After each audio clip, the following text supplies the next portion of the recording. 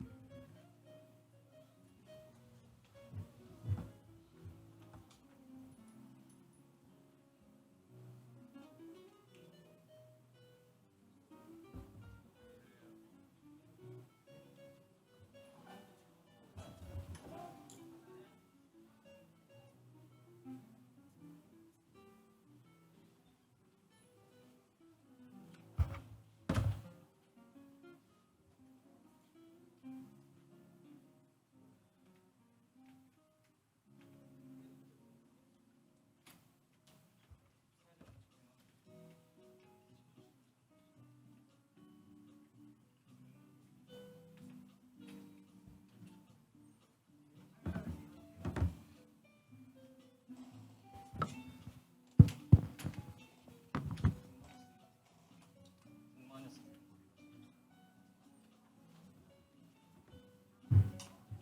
이제 시작할 거고 뒤에서 라이브 방송 이제 초전에 말씀드릴 거거든요. 4, 3, 2, 1, 4.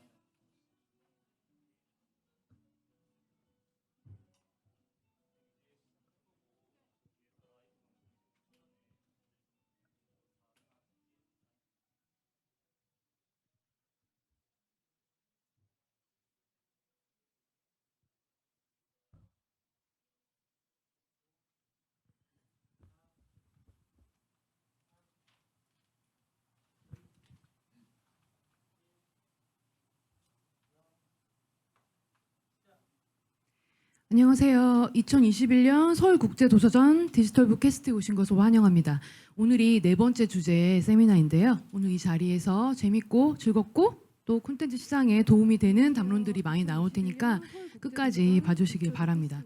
그리고 저희 발표가 끝나고 나면 질의응답 시간이 개별로 별도로 있을 예정이고요. 그래서 패널 선생님들께서 발표가 끝난 후에 궁금한 점이 있으시다면 현장에서 그리고 또 저희 이제 라이브 스트리밍을 하고 있으니까 실시간 채팅으로 질문을 해주시면 답변을 해드리도록 하겠습니다.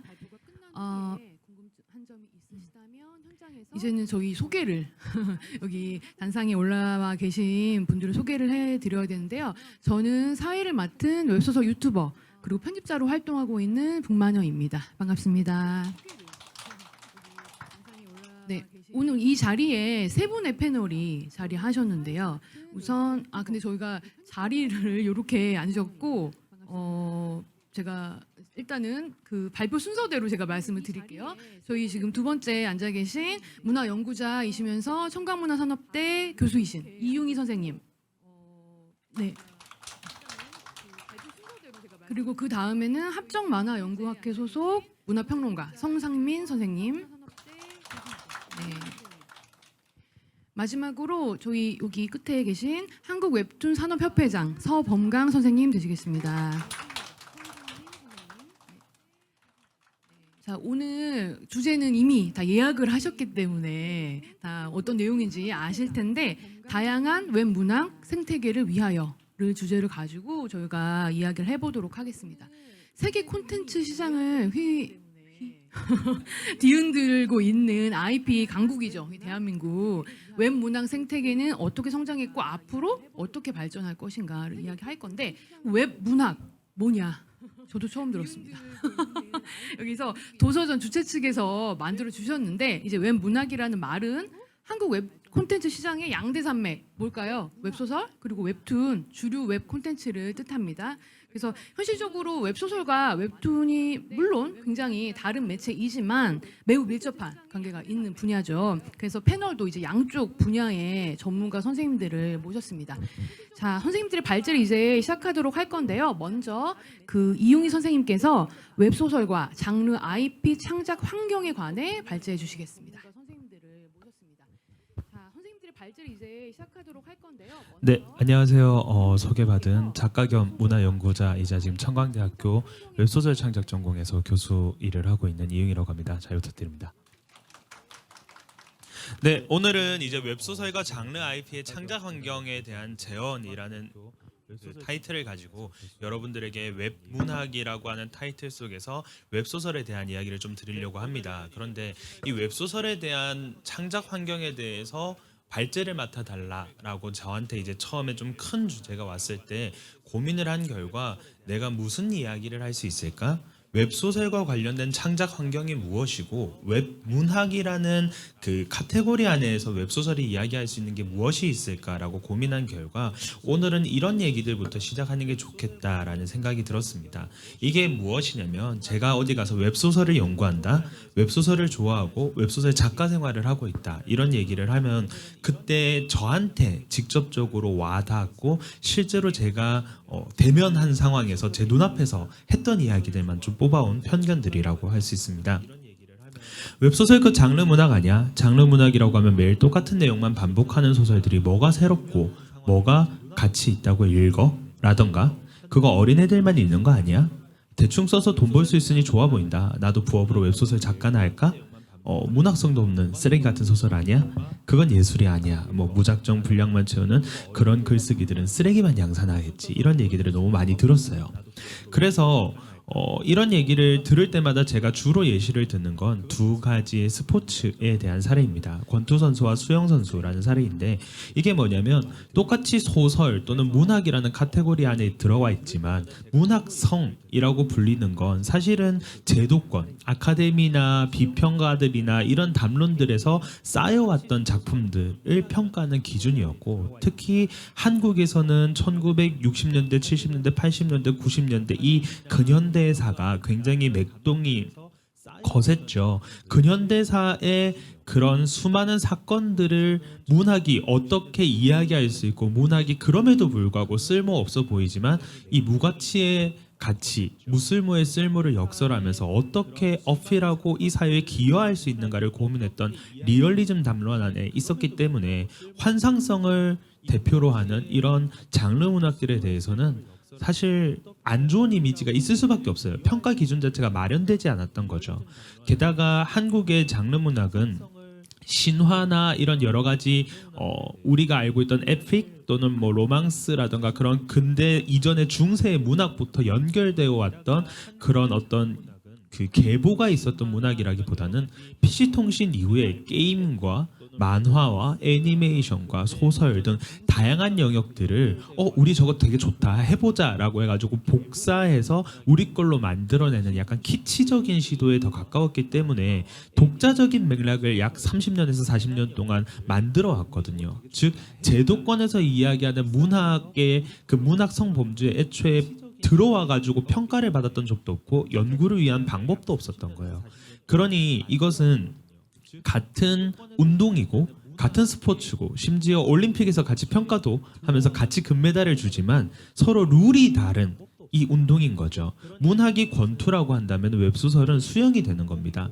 같이 문장력이라던가 주제라던가 문학성 같은 이야기들을 뭐 거창하게 할 수는 있겠지만 실제로 거기서 사용되는 어떤 근육을 쓰는 법이라던가 또는 승리를 하는 법 같은 그런 규칙들은 다 다른 거거든요. 웹소설을 쓰기 위해서 아마추어 작가들의 이야기를 들어보면은 프로 작가로 데뷔하기 위해 수많은 훈련을 하고 그 중에서 문장력을 다듬고 웹소설에 맞는 연출과 플롯을 구성하기 위한 스킬들을 배우지만 그것이 우리가 흔히 순문학이라고 불리는 그런 제도권에서 쓰는 문학의 방법론이랑은 다르다는 거죠.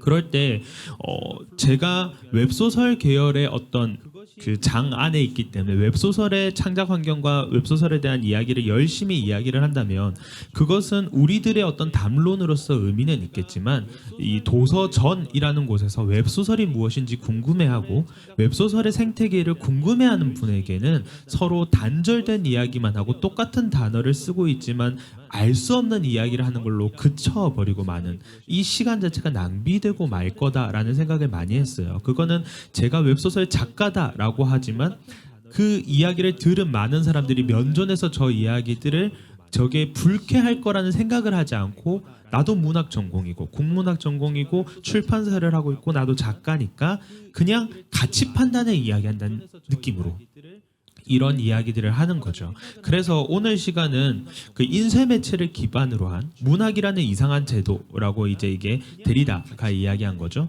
그 제도 안에서 이루어지는 문학과 디지털 매체를 기반으로 이루어지는 웹소설, 특히 IP 산업이라고 요새 되게 이야기를 많이 하잖아요. 이 산업에서의 디지털 콘텐츠가 어떤 식으로 차이가 나고 이것이 단순히 주제, 뭐 문장, 문체, 뭐 플롯, 연출 이런 내부에 있는 서사적인 특징이 아니라 조금 더 나아가서 디지털 문화와 연관되어 있으며 그 과정에서 웹 콘텐츠들을 이야기하고 우리가 이것들에 대한 담론을 진행하기 위해서는 웹 콘텐츠가 어떻게 만들어지는지 그 생태계에 대해서 알아보자라는 이야기를 짧게나마 하기 위해서 주제를 갖고 왔습니다. 그래서 이런 주제들을 이야기하면 아마 15분 정도 시간 안에서 이야기를 드릴 수 있을 겁니다.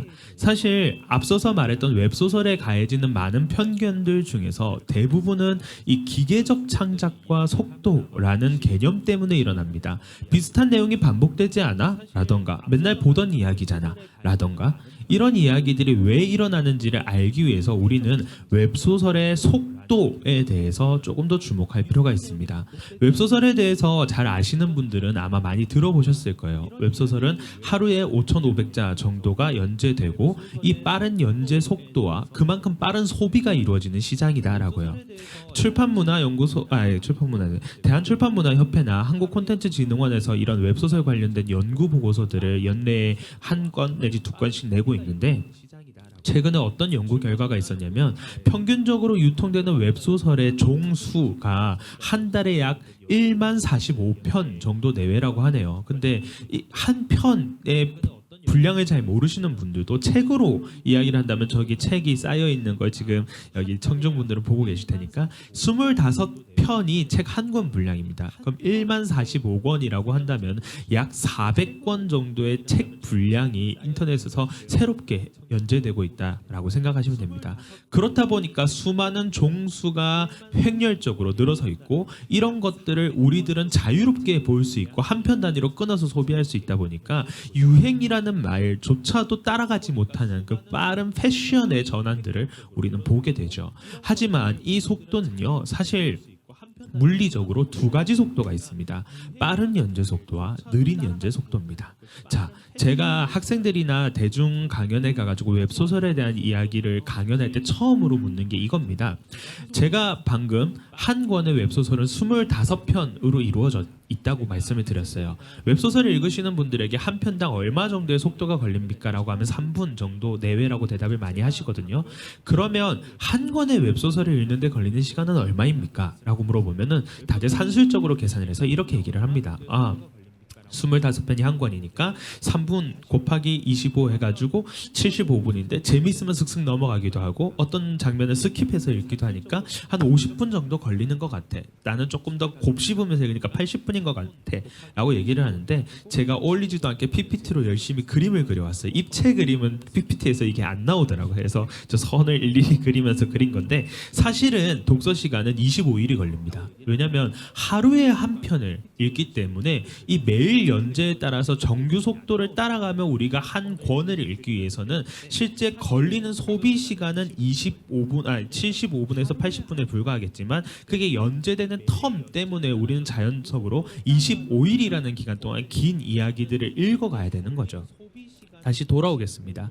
저는 히가시노 게이고를 굉장히 좋아하는데 만약에 히가시노 게이고의 책을 25등분을 해가지고 25일에 걸쳐서 읽으라라고 하면 히가시노 게이고의 이 그 소설 안에서 진범이 나왔을 때 앞에서 던져놨던 트릭이라던가 복선 같은 걸 다 까먹어버리고 말 겁니다. 그만큼 웹소설이라고 하는 것에 이 물리적인 연재 속도가 그 텍스트와 그리고 텍스트를 읽어내는 우리들의 그 추상적인 시간에 잠식되어가지고 많이 잊혀지게 되고 이런 부분에 대한 논의 없이 이 서사를 나중에 특히 저희 같은 연구자들이 처음에 이게 이슈가 될 땐 잘 안 보고 다 끝나고 웹소설들을 다시 정주행하면서 연구하는 경우가 많거든요. 전지속 독자 시점 같은 경우도 500편이 넘는 소설들이 500일 동안 연재되는 속도를 따라가는 게 아니라 마지막에 이제 전지적 도자 시점이 이슈가 됐건 이제 완결 났으니까 논문을 쓰자 하면서 정주행해서 읽어보면 이 25일 단위의 일 단위의 시간들에 대한 개념을 완전히 까먹어버리는 경우가 많아요. 그러다 보니까 많은 논의에서 이 물리적 시간에 대한 이야기가 빠지게 됩니다. 이 두 가지의 연재 속도가 사실은 웹소설이라는 게 더없이 장르 문학으로 가는 계기가 되고 이 코드라고 불리는 가장 작은 단위의 압축된 약속들, 기호들을 통해서 창작하게 만드는 가장 큰 원인이 되는 겁니다.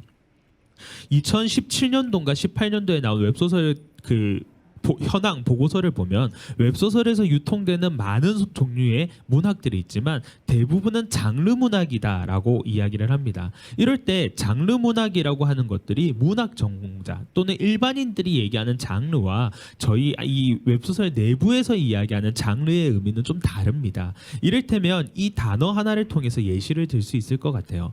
남자는 여자에게 꽃다발을 주었다라는 문장이 있을 때 이 꽃다발에다가 제가 이렇게 밑줄 또는 빨간색 표시를 하고 학생들에게 물어봅니다. 이 글자가 이 문장이 어떤 장르에서 나왔을 것 같아 라고 하면 대부분은 로맨스라는 대답을 합니다. 즉 장르의 첫 번째 의미는 우리가 익히 사용되어 왔던 약호, 어떻게 보면 그 약호들의 배치를 클리셰라고도 하는데 그 약호들을 통해서 서사나 연출 또는 주제까지도 정리되어 있는 어떤 구조, 서사의 틀이라고 생각하는 경우가 많습니다.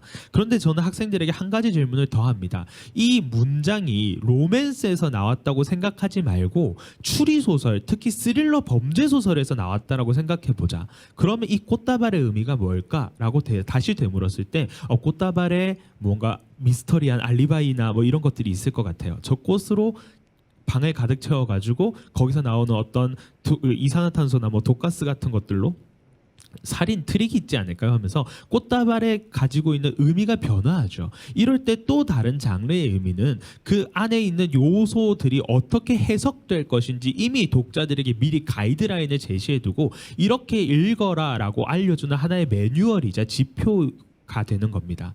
그럴 때 웹소설이라는 것이 정확히 더없이 장르 문학적이라는 것은 이게 5,500자 단위로 짧게 끊어져서 연재되고 일상생활에서 빠르게 소비되는 만큼, 그리고 또 이렇게 빠르게 소비된 것이 25일 넘게, 우리가 아까 제가 전지적 독자 시점이 500편이 넘는다고 했는데 500편 넘는 웹소설이 되게 많거든요. 심지어 닥터 최태수 같은 경우는 3,000편이 넘는 소설들인데 그것이 연재되는 동안 그 소설의 맥락들을 끊어지지 않고 이어지게 하게끔 이 웹소설이라는 것들이 서사 외적으로 독자와 작가 그리고 플랫폼과 이 장이라고 부를 수 있는 웹소설 개, 은하계죠 일종의 그 개 사이에 어떻게 읽을 것인지, 어떻게 독해야 되고 어떤 재미를 느껴야 될 것인지에 대한 약속을 사전적으로 다 해놓고 이야기를 진행해가는 특수한 장르라는 거죠. 그럴 때 이것이 서사적인 특징이다라고 이야기를 한다면 그것은 반토막 난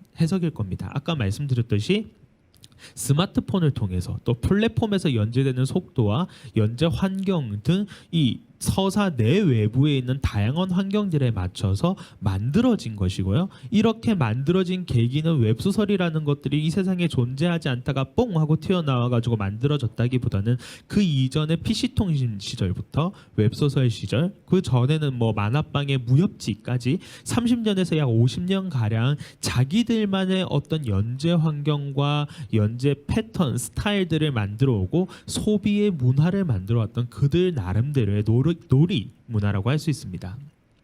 이런 놀이에 대해서 이제 연구자들도 이게 우리 문학에서 연구하는 그런 서사 또는 슬롯 보면 안 되겠구나, 다른 거구나, 이게 소설이라고 해가지고 우리가 알고 있던 소설로 봐야 되나, 그래가지고 여러 가지 반성들이 나오기 시작했어요. 이런 반성은 사실 연구나 또는 이것을 바라보는 그 시선들 자체가 바깥에서 이야기되기보다는 조금 더 웹소설 안쪽으로 다가오는 증표가 아닐까 싶습니다. 실제로 도서전이 처음 열릴 때 이제 비로소 책이라고 하는 타이틀로서 웹소설이 들어갔을 때 거기에 반발하는 움직임이 인터넷에서 굉장히 활발했죠.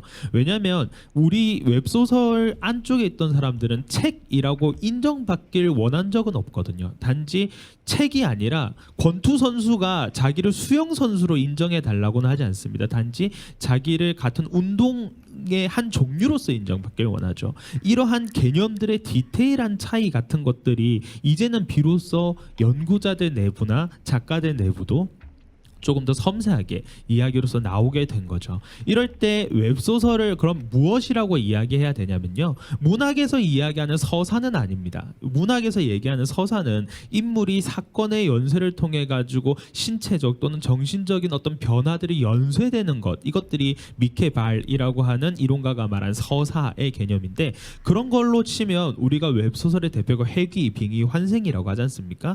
회귀한 그 순간 그 주인공은 변화하지 않더라도 이 세계가 어떤 식으로 흘러갈지 알고 있다는 지식을 토대로 이미 성공할 모든 것들을 몸에 다 가지고 있어요. 이를테면 여러분들이 지금으로부터 한 15년 전으로 돌아갔을 때 여기서 비트코인 안 살 사람이 있습니까? 없거든요. 그러니까 회귀라는 것이 무엇이냐면 이 사람이 노력하지 않더라도 이 세계 자체가 이 사람이 실패하지 않도록 이미 갖춰진 세계를 말해요. 즉 여기에서 이야기의 전개는 있을지언정 서사의 전개는 없어요. 이 차이가 서사가 아닌 것, 서사가 아님에도 불구하고 그것을 서사로 소비하는 것, 이게 웹소설의 문화인 거고, 이 놀이가 무엇인지를 조금 더 주목할 필요가 있어야 되는 거죠. 그렇기 때문에 그러면 맨날 장르들로 똑같은 기호들을 통해서 다 성공할 거 알고 하는 그 소설들이 무슨 의미가 있어? 라고 하면 저는 이렇게 얘기합니다.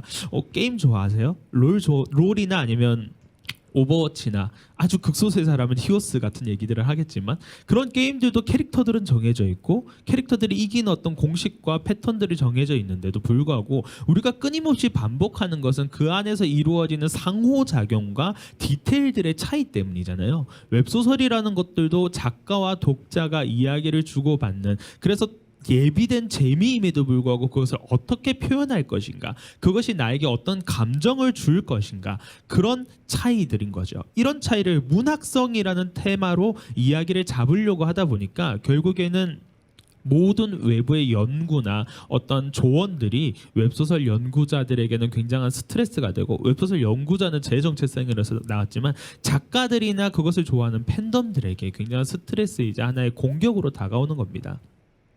그들은 아까 말씀드렸듯이 자기들 도서 대여전부터 나왔던 역사들로 개별적인 어떤 기준들을 만들어 온 사람들이고요. 이런 이야기들이 기존 제도권에서 말하는 문학이라는 틀에 맞을지에 대한 고민들이 필요한 거죠.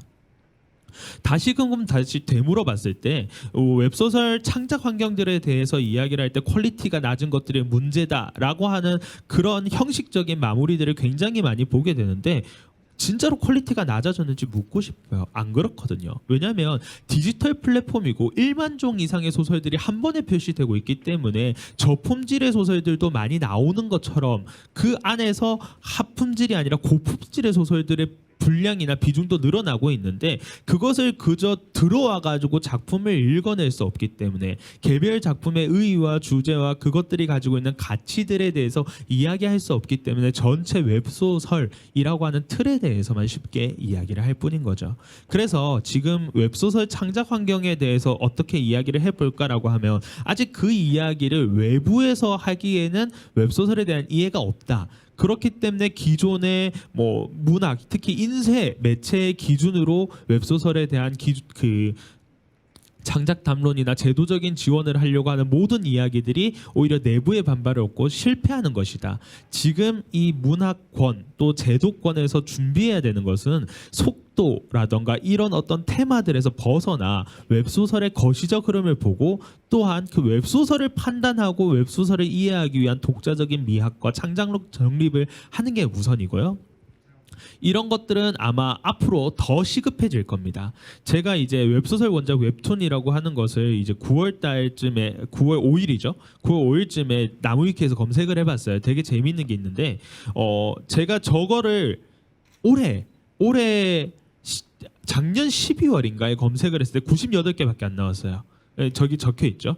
그런데 7월 20일쯤에 지금 만화라고 하는 잡지에서 저런 주제로 원고를 써달라고 해서 검색했을 때 198종이었는데 7월 20일에서 9월 5일까지 얼마 지나지 않았는데 또 225개로 증식했어요. IP를 바탕으로 변환되고 각색되는 것들은 저런 나무위키의 어떤 이야기뿐만이 아니라 저기 지금 만화에서 박이나 선생님께서 써준 그 칼럼에서도 잘 나오고 있는데 폭발적으로 증가하고 있습니다. 이야기 아까 말했듯이 반서사적인 틀을 토대로 빠르게 창작되고 있는 놀이 문화가 웹소설이라고 할 때 이것을 이야기의 어떤 재미를 느껴내는 원초적인 소스이기 때문에 써먹을 방법들은 굉장히 무한할 겁니다. 지금이야 이제 스토리 서사 구조가 있는 것처럼 보이기 때문에 웹툰으로 많이 가지만 웹툰 쪽에서도 지금 웹소설에서 원작된 작품들에서 피로감을 이야기하는 독자들의 비중이 굉장히 늘어나고 있잖아요. 오히려 저 같은 경우는 이런 웹툰보다는 게임이나 아니면 또 다른 방식의 변환점이 웹소설에 더 많이 어울릴 거라고 생각하는 편인데 어쨌거나 그럼에도 불구하고 이 웹소설을 바탕으로 여러 가지 각색과 변환이 이루어지는 만큼 우리는 이제 웹소설에 대한 메타적인 이해를 하는 것이 웹소설에 대한 뭐 창작 환경이나 생태 환경을 가져가기 위한 가장 전제가 되는 작업이 아닐까. 저는 이 정도로 발제를 마무리하겠습니다. 발제가 좀 길어진 게 아닌가 싶습니다. 네, 발표 들어주셔서 감사드립니다. 네, 이용희 선생님께서 웹소설의 거시적인 흐름 그리고 웹소설과 웹툰의 관계성 사실 현황이죠. 현황에 대해서 간단히 말씀 주셨는데요. 다음에는 성상민 선생님께서 독립 만화의 여정과 다양한 웹툰 생태계에 관해 발제해 주시겠습니다. 네. 네. 여러분 안녕하세요. 네. 오늘 발제 맡게 된 이제 문화평론가고 또 이제 이름이 좀 거창하게 하는데 이제 아는 만화 평론가들끼리 계속 가늘고 길게 계속 이제 만화에 대해서 연구할 수 있는 기회를 가져서 만든 합정 만화 연구학회 소속 성상민이라고 합니다. 반갑습니다. 네. 사실 진짜 그 지금 방금 앞서가지고 진짜 이윤희 교수님이 되게 발제를 잘 해주셔가지고 제가 이렇게 말을 잘 하는 편이 아니라서 약간 잘할 수 있을지 걱정되긴 하는데요.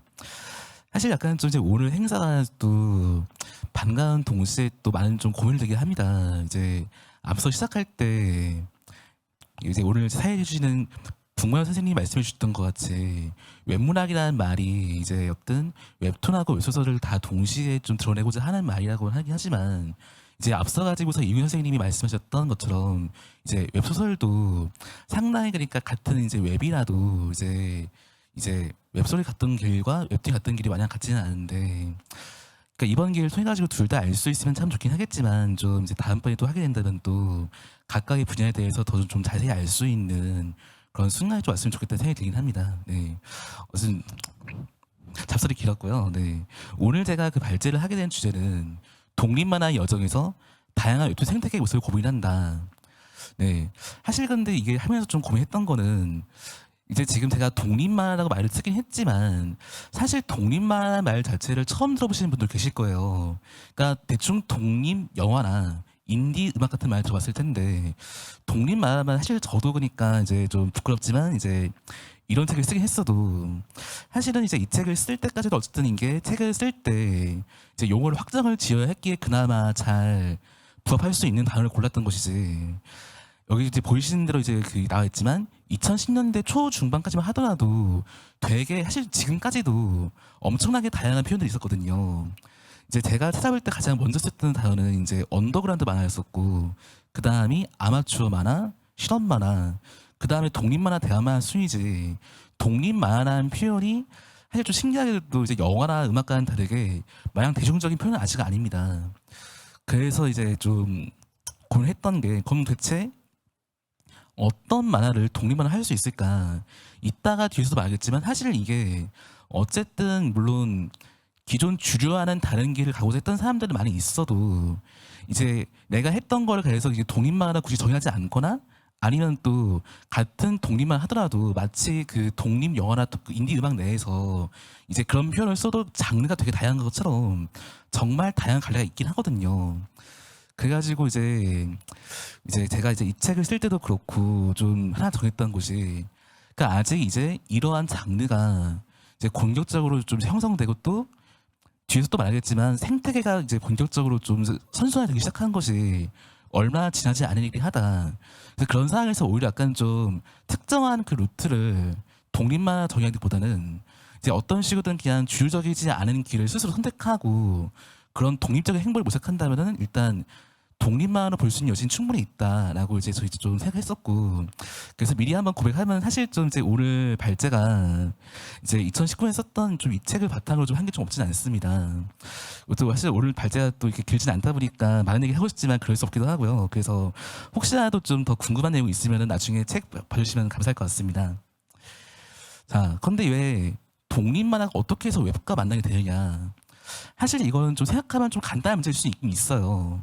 왜냐하면 어쨌든 뭐 책을 낸다는 것이 어쨌든 그 자체로도 단순히 그냥 만드는 과정에 드는 비용도 있지만 이제 이거를 어쨌든 종이로 낸다는 거는 이제 당연히 인쇄하고 편집하고 유통하고 홍보하고 모든 게 다 돈이란 말이에요. 그래서 사실 좀 그나마 좀 이제 뭐 미국이라든가 유럽, 일본 같이 일찌감치 그런 좀 작은 서점들, 독립 서점들 생태가 형성된 곳이라면은 어느 정도 자생할 수 있는 여지가 생기지만 사실 한국은 이제 그런 게 형성된 것도 얼마 되지 않았었고 당연히 일단 책을 내도 이제 내가 낸 책을 알리기 쉽지가 않고 일단 전국에 있는 서점에 뿌리기 쉽지 않단 말이에요.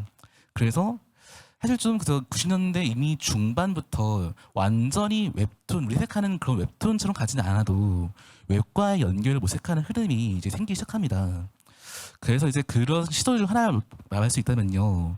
이제 96년에 창간해가지고 일단 그에 휴가했었던 화끈이라는 이제 독립만화 이제 잡지입니다. 이게 중요한 게 한국에서 이제 거의 최초로 서점 판매가 없이, 그러니까 통신 판매. 근데 그 통신이라는 게 생각하는 그런 그 인터넷 말고 아마 이 말 하면 제가 나이가 좀 나올 것 같은데 뭐 옛날에 뭐 하이테리니, 천리안 같이 그런 소위 PC 통신들 그쪽에 그러니까 이제 게시물을 올리고 이제 그 메일 그 이제 좀 그 내부 통신망으로 좀 사고 싶은 분들이 연락해달라. 그러면 이제 계좌 입금 확인하고 보내주겠다.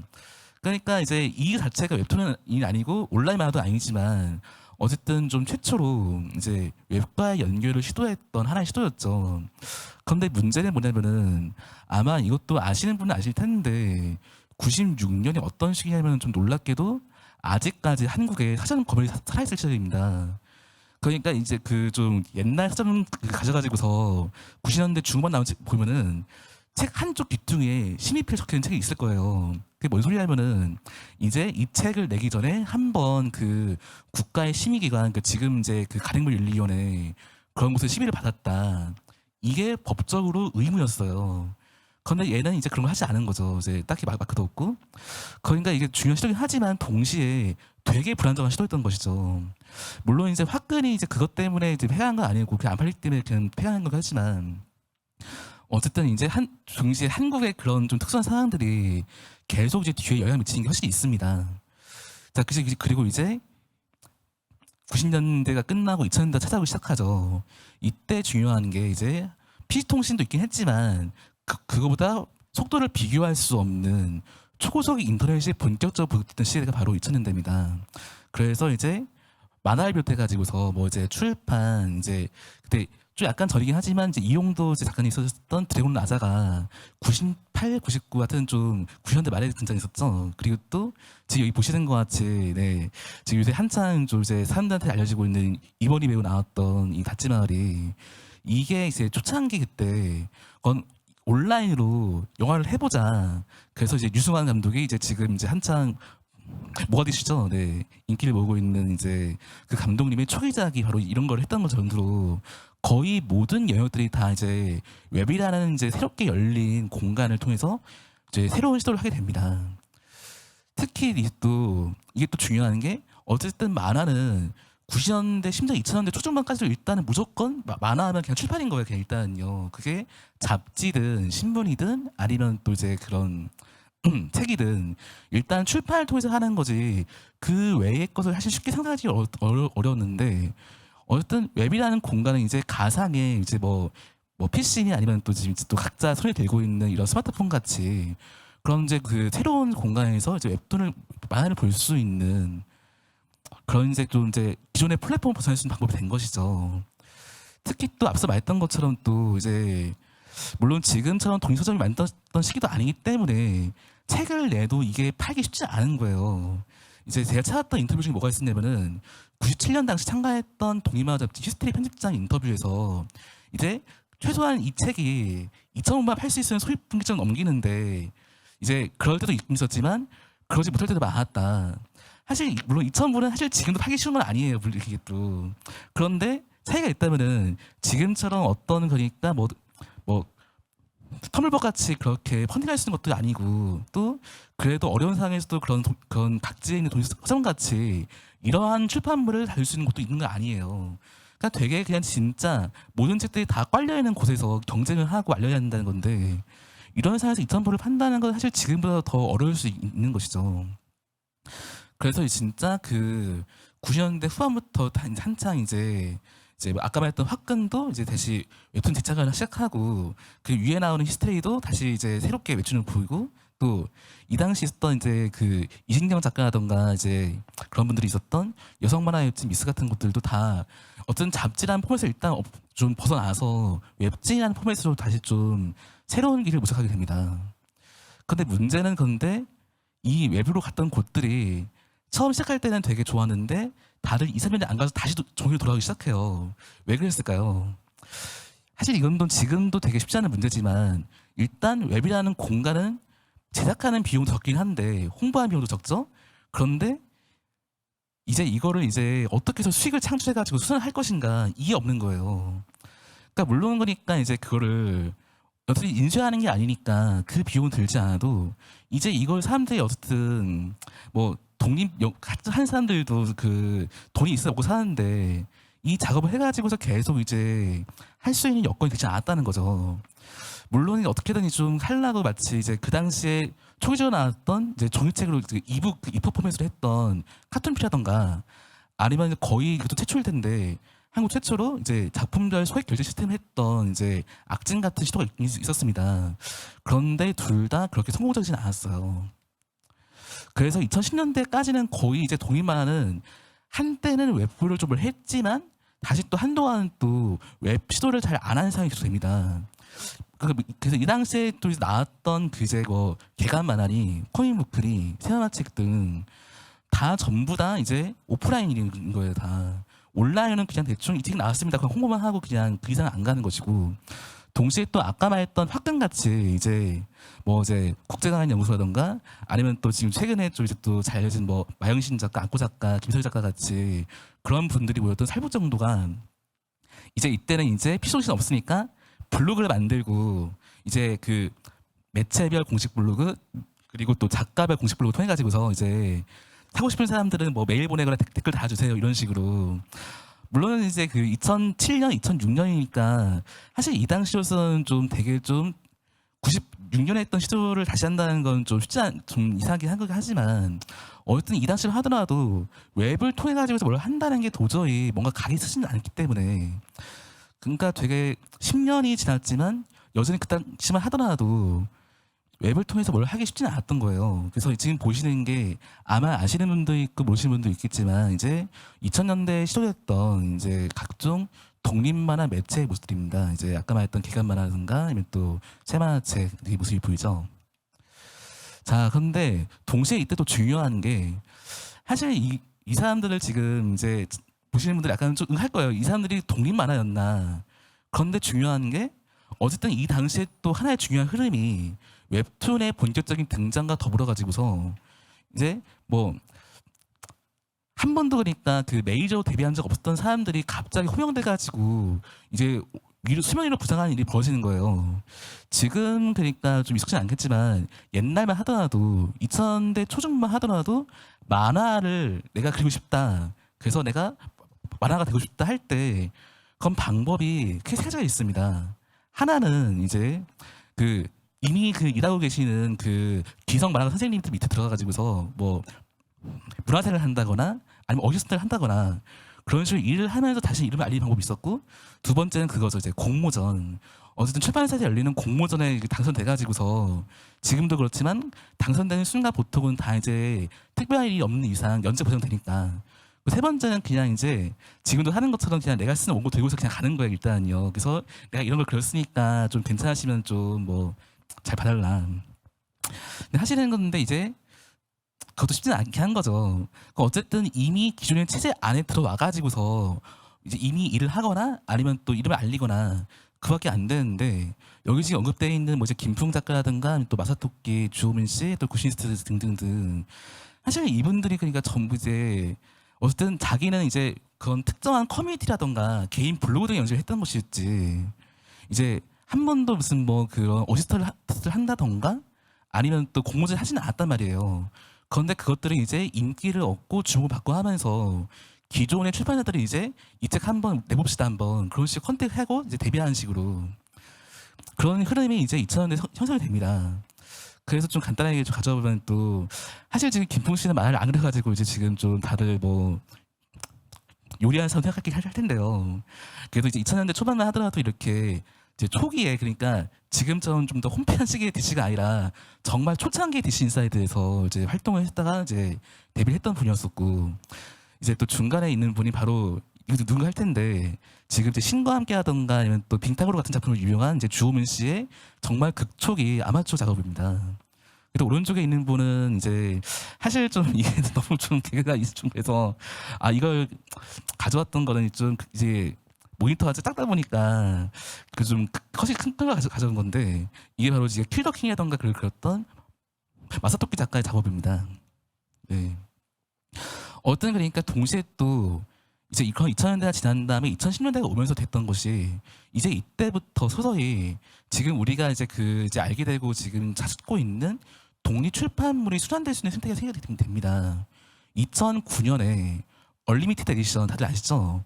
그 행사 처음 열렸었고요. 그리고 2010년 제가 실제로 참가했었는데 이제 유어마인드라던가 더북소사이어티 같이 출판도 기여하면서 동시에 또 자기가 낸 것뿐만 아니라 다른 사람이 낸 출판물도 같이 팔 수 있는 그런 독립 서점들이 생기기 시작하죠. 그리고 또 2011년부터 이제 우리의 그 지갑을 고민케 하는 이제 텀블벅이 생기게 됩니다.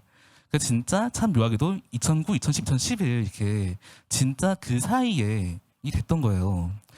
그러니까 왜 하필 이제 또 그 이전이 아니라 그 이후에 된다는 좀 더 연구가 필요하겠지만 어쨌든 이제 이 시기로 가면서부터 이제 온라인에 시도를 하고 할 수는 없지만 사실 이것들을 또 이제 그나마 텀블벅 정도가 이제 온라인 플랫폼이지. 하지만 이제 슬슬 사람들이 이제 독립적인 출판물들을 볼 수 있고 내가 거기다가 이제 정보를 알아서 돈을 쓸 수 있는 그런 구조가 2010년대부터 서서히 형성되기 시작한 겁니다.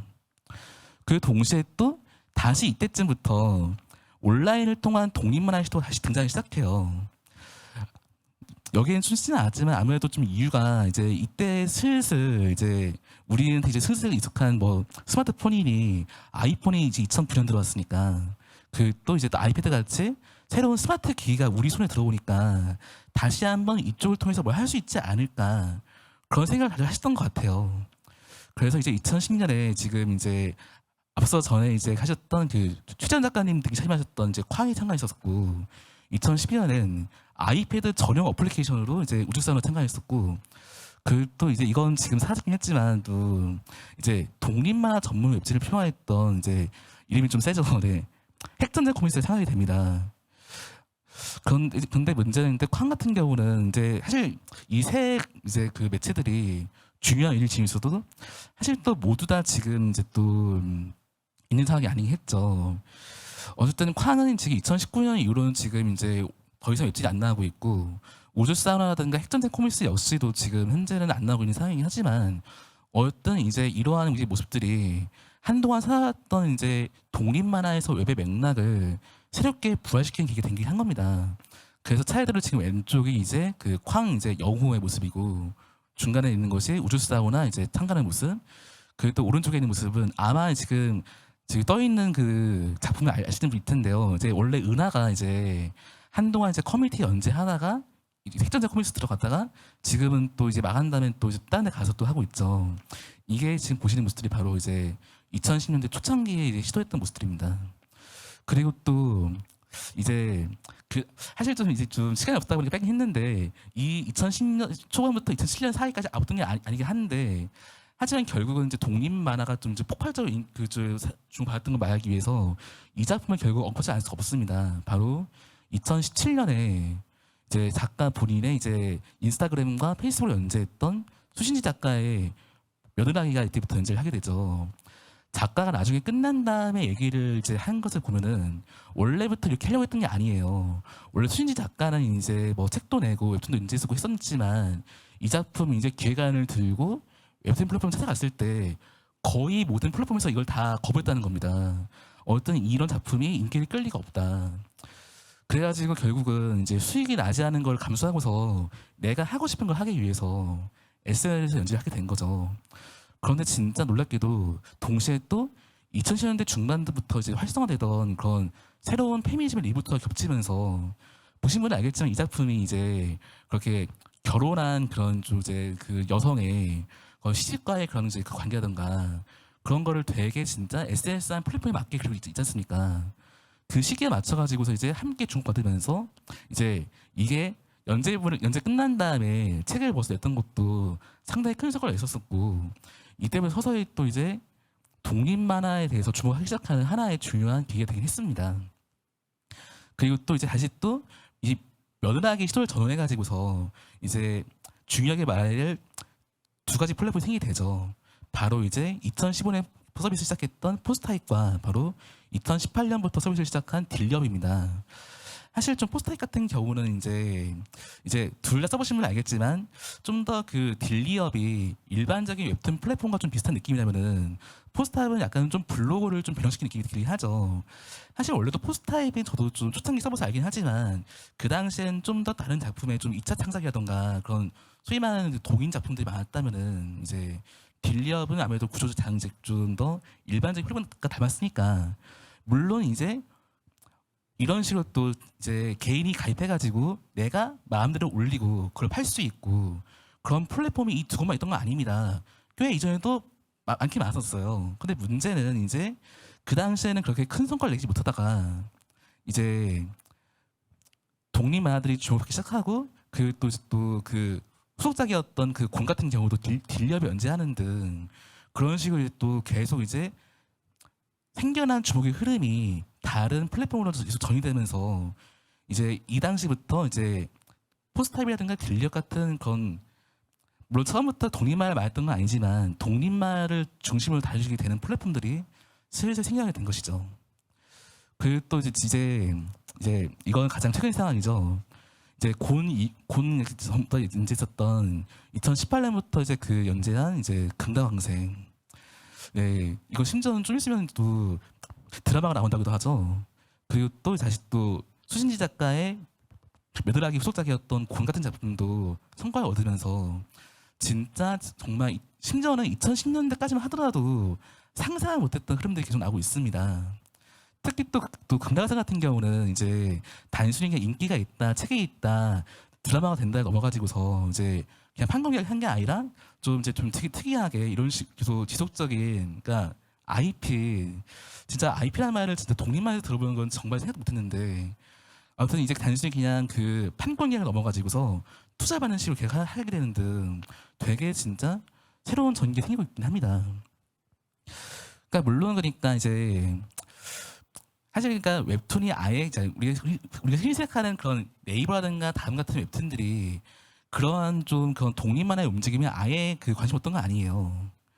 이제 뭐 이제 레진 코믹스 초창기에 먹는 존재를 이제 그렸던 들깨발 작가 같이 한창 웹툰 플랫폼이 생기던 2000년대 초반 그리고 또 레진 코믹스를 비롯한 이제 유료 웹툰 플랫폼이 나왔던 2000년대 초반 이때 이제 새로운 이제 좀 그 특성을 만들고 그리고 또 작가를 수급하기 위해서 그건 커뮤니티라든가 블로그 등 그렇게 아마추어 연재된 작가들을 계속 섭외했던 전력은 있긴 하지만 근데 사실 근데 그거는 물론 이제 결과적으로는 좀 더 웹툰의 그런 좀 종다양성을 다양한 측면이 있긴 했지만 사실 그보다는 좀 더 그 작가 수급을 좀 더 원활히 하는 것 초점이 같이 좀 있다고 생각합니다.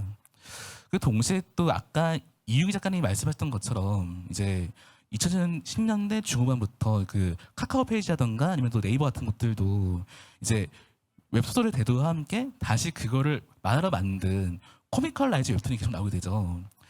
그런 상황에서 또 웹툰 플랫폼들도 이제 이것들이 또 이제 계속 주목받고 이제 성과를 낸다는 걸 아니까 적극적으로 더 이제 나이 갈수록 더 빠르게 그런 코미컬라이즈 웹툰을 더 하고 있긴 하지만 동시에 이런 상황들이 또 역설적으로 또 이제 진짜 이제 이전에 종이 매체도 연기 쉽지 않았고 웹툰이니까지 연재 가능했던 좀 독특한 류의 작품들을 사실 좀 나오지 못하는 게 아니냐 그런 좀 말들도 없진 않습니다. 그러니까 물론 이제 사업체의 존속을 위해서 그건 이제 수익을 창출한다 이걸 무시할 수는 없는 건 절대 아니죠. 하지만 동시에 또 이제 저도 그렇긴 하지만 또 어떤 분들은 또 그런 웹툰의 시장성 증가가 이제 그런 시장의 폭을 넓히는 게 아니라 좀 더 좀 이제 진짜 돈이 되는 것만 좀 너무 신경 쓰는 게 아니라 그런 말을 고민하는 사람들도 있고요. 이런 상황에서 이제 2010년대 후반부터 또 2020년대를 맞이한 지금 이제 그런 아까 말씀했던 그 독립 만화에 대한 좀 이제 그런 주목들 그리고 또 포스타임이라던가 딜리어 같은 플랫폼에 대한 또 시선들 이제 그런 것들을 지금 종합적으로 살펴보는 것들이 좀 더 지금보다 물론 지금도 시장이 커지긴 했지만 단순히 시장 크기를 넘어가지고서 그런 다양한 작품들이 계속 생동할 수 있는 상황을 만들 수 있는 게 아닌가 싶긴 합니다. 물론 그러니까 모든 독립 만화가 아까 말했던 뭐 강다강의 색이니 멸류라기 같이 다 쉽게 돈을 벌 수 있는 건 아니죠. 애초에 그러니까 그냥 독립 만화라는 말을 다시 알 수 있듯이 이제 이게 작품이 이제 당장 사람들한테 널리 알려줄 수 있는 게 아니라 그냥 내가 하고 싶은 거를 그냥 한다. 좀 더 거기에 가까운 게 있긴 하니까요. 하지만 동시에 근데 저는 여기서 한번 좀 웹툰이라는 걸 다시 생각해 볼 필요가 있다고 생각합니다. 웹툰이 이제 생겼던 게 이제 본격적으로 나왔던 게 2003년, 4년, 5년부터였죠. 이제 지금은 이제 거의 잡지만 보는 사람도 없겠지만 한동안 진짜 아까 말했던 것 같이 만화가 거의 출판과 동일한 상황에서 출판 만화가 진짜 기획 없이 침체하기 시작했고 그런 상황에서 이제 이 당시 다시 또 만화를 그리고자 했던 언더그라운드라든가 오버그라운드 위치에 있는 작가들이 다시 새롭게 들어오면서 한동안 좀 침체되고 되게 경직되었던 그런 장이 다시 활발함을 가질 수 있던 것은 그런 이제 한동안 이루었던 작가의 순환이 있었기 가능한 게 아닌가 싶긴 합니다. 그러니까 물론 그러니까 수익은 진짜 중요하죠. 어쨌든 사람이 돈이 없으면은 참 살기 쉽지 않듯이 또 앞서 말했던 것 같이 그 90년대 중후반에 또 2000년대 초반에 계속 이제 웹과 만나고 새로운 걸 시도했지만 도저히 이 작품들을 이제 향유하고 살 사람이 없으니까 다시 계속 실패하는 것처럼 어쨌든 그러니까 수익을 낸다는 건 결코 쉽게 말할 수 있는 문제는 아니지만 동시에 또 그렇다 하더라도 좀 의식적으로 그리고 또 좀 이제 중장기적으로 다양한 작품들이 공존할 수 있는 생태가 유지돼야지 다시 이 판이 좀 건강하게 살 수 있는 게 아닌가. 마치 그러니까 최근에 진짜 참 말이 많죠. 여기서 좀 갑자기 게임 얘기가 끊긴 하지만 그 올 초 그리고 또 이제 현재 이제 지금 NC 소프트니 그런 좀 일련의 게임 회사들이 물론 이제 그 돈을 많이 벌고 있긴 하지만 그 문제적인 과금 요소라든가 그런 것 때문에 좀 많은 좀 지탄을 받고 있는 것 같이 사실 좀 지금 이제 웹툰도 시장이 커진 만큼 이제 그 커진 시장 내부를 어떤 식으로 채울 것인가 그거를 고민하는 시기가 왔다 생각하고 동시에 완전히 독립 만화가 그 웹툰과 동의가 될 수는 없어도 어떤 식으로 함께할 수 있는가를 좀 고민할 수 있는 순간이 오지 않나 싶습니다. 네. 그래서 이제 또 이제 이상으로 제 좀 긴 발제 마치도록 하겠고요. 네, 감사합니다. 네, 송상민 선생님께서 그 독립 만화의 가치, 생태계에서의 가치 그리고 그 독립 문화의 독립 만화의 온라인화 흐름에 관해서 발제해 주셨는데요. 잘 들었고요. 다음에는 서봉강 선생님께서 콘텐츠 선순환을 위한 웹툰 플랫폼의 다양화에 관해 발제해 주시겠습니다.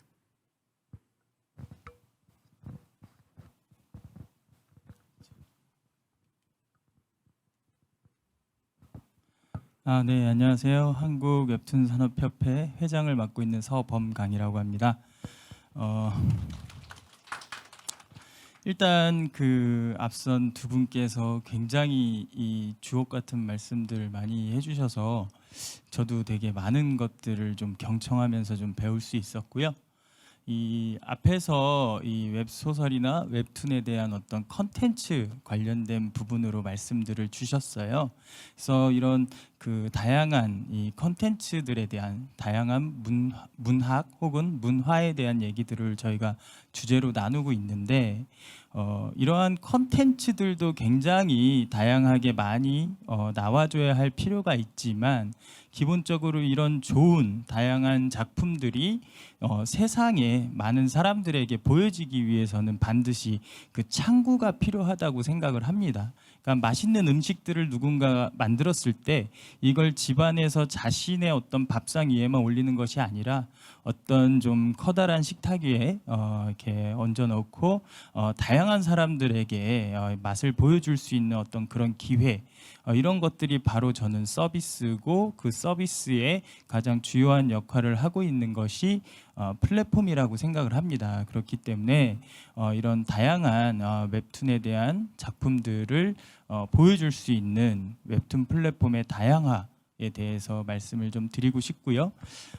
제가 일단 이 웹툰 플랫폼 관련된 부분에 대해서 들어가기 전에 아까 그 말씀 주셨던 독립 만화 케이스에서 뭐 히스테리라든지 카툰피라든지 잠깐 얘기가 나왔는데 사실 제가 히스테리나 카툰피에서 메인 멤버로서 그 활동하던 사람 중에 하나였기 때문에 굉장히 들으면서 많은 부분들을 느낄 수가 있었어요. 저희가 내부에서 활동할 때였던 느낌, 그리고 바깥에서 사람들이 그것을 받아들이는 어떤 느낌, 그리고 많은 시간들이 지난 후에 그것을 평가할 때의 어떤 느낌, 이런 부분들이 되게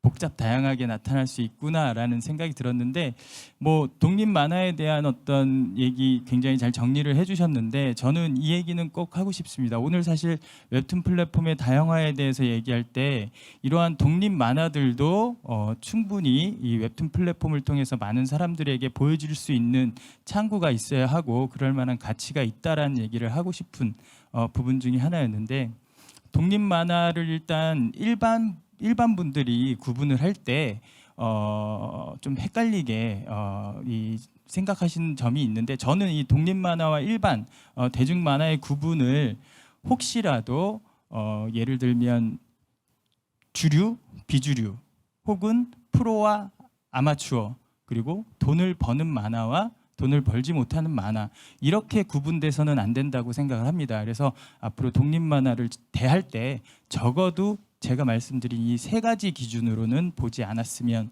하는 말씀을 꼭 드리고 싶습니다. 그러면 제가 준비한 웹툰 플랫폼의 다양화를 위한 제안에 대해서 말씀드리겠습니다. 웹툰 플랫폼의 종류나 순위 잠깐 말씀드릴 거고요. 그리고 다양성 만화와 웹툰에 대해서 제작 지원이 어떻게 되고 있는지, 그리고 보여지고 있는 루트는 어떤 형태로 보여지고 있는지, 그리고 다양성 웹툰 플랫폼을 만들어내기 위해선, 그리고 유지하기 위해서는 어떠한 대안들이 있어야 하는지에 대해서 결론을 내도록 하겠습니다. 많은 분들이 아실 거예요. 뭐 굳이 설명을 안 해도. 제가 일부러 저 로고 밑에 그 서비스의 이름을 적지 않았습니다. 왜? 서비스의 이름을 적지 않아도 아마 이 지금 화면을 보고 계신 많은 분들이 다 떠올리실 거기 때문에 그런 점을 일부러 노렸고요.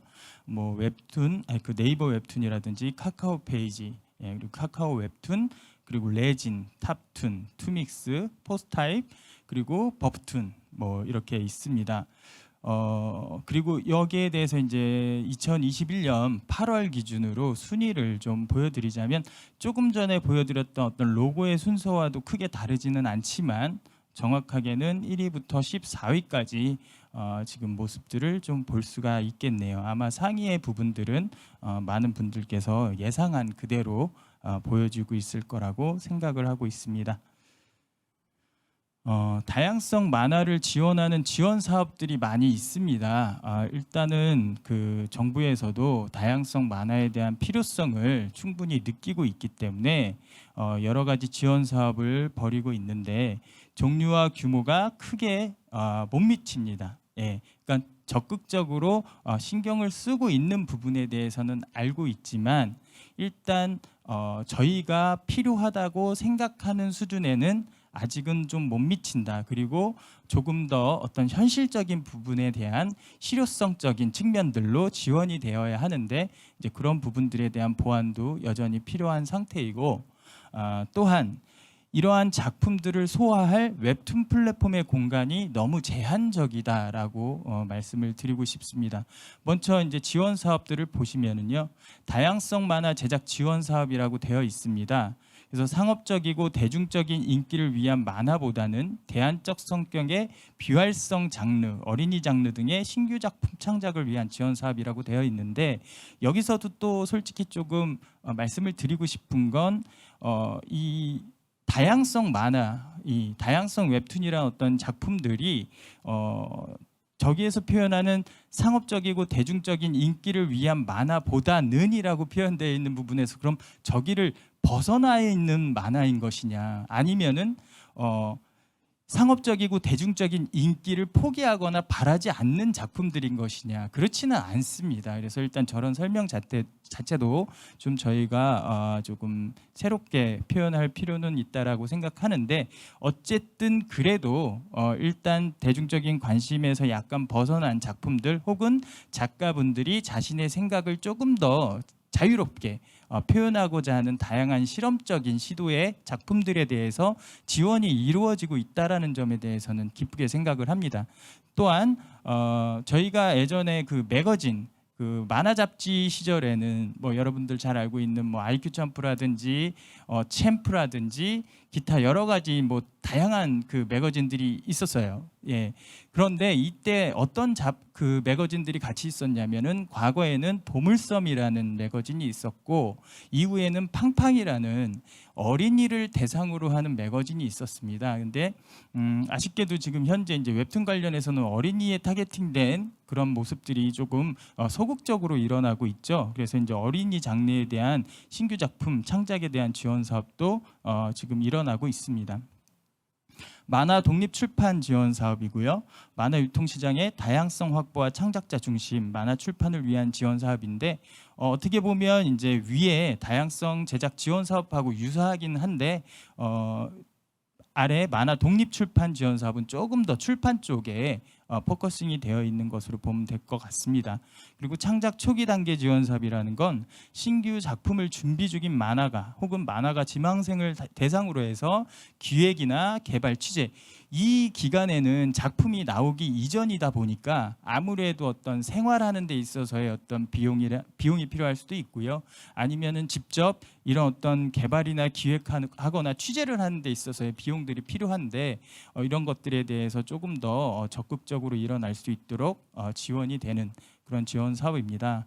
그래서 다양성 만화, 만화 독립 출판 지원 사업, 창작 초기 단계 지원 사업이 있는데 일단 아까 충분하지는 않다라고 말씀을 드렸지만 기본적으로 그래도 이런 어떤 다양성 작품들을 위한 지원이 일어나고 있는 것에 대해서 그리고 이것이 필요하다라고 생각이 되고 있는 것에 대해서는 저희가 좀 긍정적으로 볼 수 있는데 문제 중에 하나는 뭐냐면 이러한 다양한 작품들을 만들어냈다고 했을 때 이것을 보여줄 수 있는 공간이 충분하냐는 것입니다. 지금 말씀드렸던 이런 작품들 그리고 이러한 작품들을 그려낸 작가분들께서 개인적으로 혼자 방에서 혹은 친한 친구 몇몇이나 가족들한테 돌려보면 내 만화 괜찮아? 하면서 칭찬을 듣기 위해서 만드는 건 아니겠죠. 이 분들도 분명 더 많은 사람들에게 자신의 작품을 보여주고 그들의 어떤 피드백이 긍정적이든 부정적이든 반응을 보고 싶을 겁니다. 그런데 실질적으로 이런 작품들을 선보일 수 있는 어떤 공간 그리고 이런 그 만들어낸 작품들을 올릴 수 있는 식탁이 부족하기 때문에 저희는 이러한 다양성 작품들을 위한 웹툰 플랫폼이 굉장히 필요하다, 중요하다 말씀드리는 겁니다. 다양성 작품 혹은 독립 만화들은 각각의 방식으로 유통 라인과 독자와의 소통 창구를 구축하고 있는 상황이다. 예. 이거는 어쩔 수가 없습니다. 아까 말씀드린 것처럼 플랫폼이 충분하지 못하기 때문에 어쩔 수 없이 자신들이 직접 그 방법을 만들어내거나 찾아낼 수밖에 없어요. 그러다 보니까 본인들이 어떤 그 독립적인 방법을 통해서 직접 설 수 있는 어떤 루트를 찾아내다 보니까 거기에 아까 설명하신 어떤 설명과 더해서 이러한 어떤 독립이라는 의미가 붙을 수밖에 없는 겁니다. 그래서 이전 그 단계에서 그 설명들이 됐기 때문에 저는 간단히 설명하고 넘어갈 텐데요. 먼저 클라우드 펀딩 부분이 있습니다. 텀블벅을 중심으로 해서 운영하고 있고요. 성공이 될 경우에는 홍보 효과가 있습니다. 그리고 제작비를 확보할 수 있다는 장점은 있는데 실질적으로 웹툰 플랫폼까지 연결되는 경우는 많지 않습니다. 그래서 이제 그런 부분에서 있고요. 근데 이제 여기서 보면 대중적인 스토리텔링보다는 자신의 경험이나 고백, 소수자 중심의 서사로 이루어진 형태이기 때문에 아무래도 좀 더 대중적인 그 어떤 목소리를 담고 있는 대중이 보고자 하는 웹툰을 보여주기 위한 플랫폼에서는 조금 접근하기 어려운 주제일 수 있다고 생각을 해요. 하지만 이런 이 자신의 경험이 됐던 아니면 소수자 중심의 서사가 됐던 이러한 작품들은 어떻게 보면 시대적인 상황이나 시대적인 어떤 변화, 이런 어떤 흐름, 분위기 이런 것들을 많이 담아주고 있기 때문에 나중에 사실 조금 더 지난 이후에 이 시기에 대한 어떤 역사적인 사실이나 문화적인 어떤 상황들 이런 것들을 조금 연구하는 데 있어서는 굉장히 좋은 자료가 될 수도 있다고 생각을 합니다. 그렇기 때문에 이러한 의미 있고 가치 있는 작품들도 조금 더 활성화될 수 있도록 루트가 필요할 거라고 보고 있고요. 아까 이제 며느라기 말씀 주셨는데 소셜 미디어를 통해서 이제 보여지고 있는 작품들 많이 있습니다. 페이스북이나 인스타그램을 통해서 보여지고 있는데 최근에는 인스타툰이라는 별개의 용어가 나올 정도로 인스타그램을 통해서는 이런 작품들이 굉장히 많이 보여지고 있죠. 근데 이 소셜 미디어의 장점 중에 하나는 아무래도 일반 사람들과 많이 접점이 있다 보니까 크라우드 펀딩보다는 웹툰 플랫폼으로서의 어떤 연결 창구는 조금 더 적극적으로 연결이 되긴 합니다. 그런데 이 인스타툰이라든지 이 SNS를 통해서 연재하는 작품은 일단은 저희 일반적인 웹툰 플랫폼에서 어려움을 호소하고 있는 이런 그 짧은 연재 주기 뭐 이런 부분에서의 어떤 연재에 대한 부분에서는 자유연재라는 어떤 장점들은 갖고 있어요. 자유연재라는 장점은 갖고 있는데 수익 모델이 특정적으로 좀 잡혀 있지 않다라는 단점이 좀 공존은 하고 있고요. 아무래도 어떤 그 짧은 내용들을 위주로 보여주고 있다 보니까 일상툰, 쇼툰, 컷툰 등의 대체적으로 단편적인 에피소드들이 이제 좀 줄을 이루고 있습니다. 그래서 플랫폼에서 이제 연재가 되고 있는 건 좀 장기적인 호흡을 가져가고 연속성 있는 스토리텔링이 될 때 사람들이 계속해서 공감하고 몰입해서 가는 경향이 있는데 이제 그런 부분에서의 어떤 조금 해결하는 필요하다고 볼 수 있겠습니다.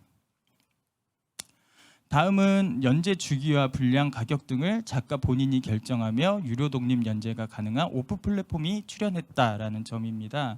그래서 아까 포스타입에 대해서도 딜리업에 대해서도 설명을 조금 해주셨어요. 그래서 지금 제가 앞으로 설명을 드리고 싶은 웹툰 플랫폼의 다양한 형태에 대해서는 일단 1차적으로는 서비스에 대한 다양성입니다. 그래서 봤을 때 이 포스타입이나 딜리업 같은 경우는 이 조금 더 이 작품을 제공하는 측면에서 창작자분들이 조금 더 적극적으로 자유롭게 다가설 수 있다라는 점에서 오픈 플랫폼의 어떤 장점을 갖고 있다라고 생각이 들고요. 일단 기본적으로는 저는 앞으로 좀 이 오픈 플랫폼이 조금 더 발전을 하고 포스타입이나 딜리업 이외에도 조금 더 다양한 어떤 실험성이나 시도를 가미한 오픈 플랫폼의 형태가 나와준다면 충분히 이 다양성 작품들을 담을 수 있는 또 판로가 생기지 않을까 하는 점을 가지고 있습니다. 그래서 오픈 플랫폼에 대해서는 앞으로 조금 더 적극적인 연구와 어떤 지원들이 조금 필요하다라고 보고 있고요. 다양성 장르나 특성을 지향하며 실험적이거나 혁신적인 작가 기업의 상생 구조의 중소형 웹툰 플랫폼 발굴이 필요하다. 그래서 이 다양성 장르 플랫폼 아까 같은 경우에는 이제 서비스의 새로운 방식 그 모델을 말씀을 드렸다면 이번에는 타겟팅을 좀 더 전문적으로 집중적으로 뾰족하게 가져가는 그런 부분들을 말씀드리는 겁니다. 아까 이제 매거진에서는 보물섬이나 팡팡이라는 어린이를 위한 매거진이 있었는데 웹툰에는 없더라라고 말씀을 드렸거든요. 일단 아이나무툰이라는 어린이 웹툰 전문 플랫폼이 있습니다. 그래서 국내 최초, 국내 유일의 어린이 전문 웹툰 플랫폼이고요. 학습 웹툰을 비롯한 다양한 출판 만화의 편집 지원을 통한 웹툰화, 그러니까 기존의 출판으로 나와 있는 어린이 만화들을 웹툰 스타일로 이제 편집을 해서 보여주는 경우가 있고요. 별도의 오리지널 그 제작을 통해서 보여지는 전혀 새로운 웹툰들이 보여지고 있는 형태를 가지고 있습니다. 그래서 일단 최근에는 어린이만 보는 웹툰이 아닌 그 가족들 전체적으로 엄마 아빠들 다 같이 볼 수 있는 세대와 세대를 이어주는 브릿지 플랫폼으로 지향이 되고 있고 웹 동화라는 새로운 서비스까지 지금 접목을 해서 하고 있는 것으로 보이고 있습니다. 하지만 이제 아무래도 어린이를 대상으로 하다 보니까 일단 그 어떤 유료 결제라든지 아니면은 이 서비스로 접근하는 어떤 이 그 단계에서의 어떤 그 어린이가 직접적으로 선택하기보단 가입을 위해서는 부모님의 동의가 필요하다든지 이런 부분에서의 어떤 해결점들은 좀 앞으로 필요할 거라고 보고 있고요. 다음으로는 에클툰입니다. 그래서 이제 어떤 그 특정 종교에 대해서 기독교 신자, 특히 개신교 신자들을 위한 웹툰을 연재하는 이제 플랫폼으로 보이고 있습니다. 그래서 뭐 여러 가지 굉장히 그 이 또 이름을 알린 작품들이 이 에클툰을 통해서 나오기도 했고요. 기본적으로는 어떤 종교적인 어떤 내용들에 대해서 이 또 어떤 새로운 시도가 이루어지는 부분들에 대해서는 굉장히 좀 좋은 모습이라고 생각을 합니다. 그래서 사실은 이 아이나무툰처럼 어린이를 대상으로 하는 웹툰이라든지 에클툰처럼 어떤 특정 종교인들을 대상으로 하는 웹툰 아니면은 어떤 저는 조금 뭐 특정 직군들 혹은 아니면은 최근에 제가 생각하고 있는 건 이제 5, 60대 분들을 위한 시니어 웹툰 이런 어떤 좀 다양한 타겟팅이 되는 조금 더 그들에게 집중하고 그들에게 조금 더 관심을 줄 수 있는 그런 타겟형 웹툰 플랫폼들이 시도가 되어야 한다. 이렇게 말씀을 드리고 싶습니다. 그런데 사실 이러한 부분들이 좀 대기업에서 이렇게 하기에는 조금 좀 거리가 느껴지는 부분들이 있어요. 그렇기 때문에 이런 것들은 아마도 이후에 중소형 웹툰 플랫폼들이 많이 그 시도를 해야 할 텐데 또 다른 한쪽 측면에서는 중소기업들이 시도를 하려고 하는 노력은 있으나 사실 또 시도를 하기에는 사실 부담감이라든지 어떤 리스크들이 존재하는 부분들이 있습니다. 그래서 이런 것들이 조금 더 적극적으로 시도되기 위해서는 좀 그 여기에 수반하는 어떤 지원 사업들이 좀 같이 병행될 필요가 있겠다라는 점을 말씀드리고 싶습니다. 다음으로는 기능형 웹툰 플랫폼입니다. 그러니까 조금 전에는 서비스 형태에 대해서 조금 다양하게 접근이 되는 거고 타겟에 대해서 조금 더 다양하게 접근이 되는 건데 기능적으로 새롭게 접근을 하는 플랫폼들이 있습니다.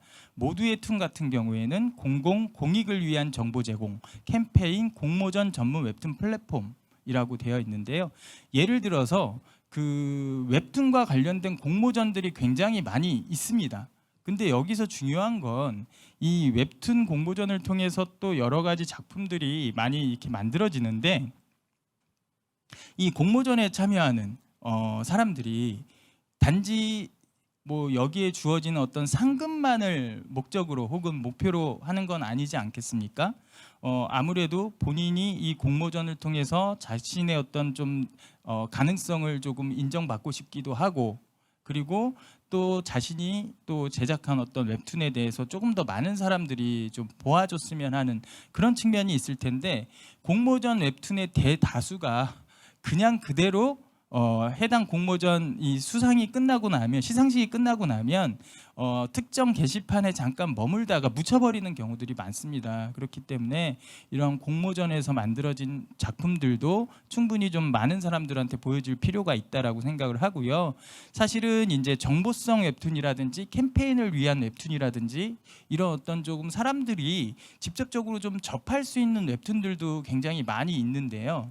사실 이러한 웹툰들은 다양한 사이트에 특정 사이트에 이렇게 분산되어 있습니다. 그걸 사람들이 사실 시간을 내서 쫓아다니면서 서치를 해서 보기는 힘들어요.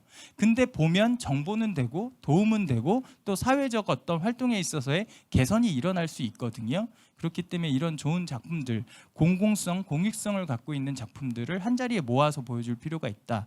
그래서 이제 모두의 툰이 그런 의미에서 지금 지원이 되고 있고요.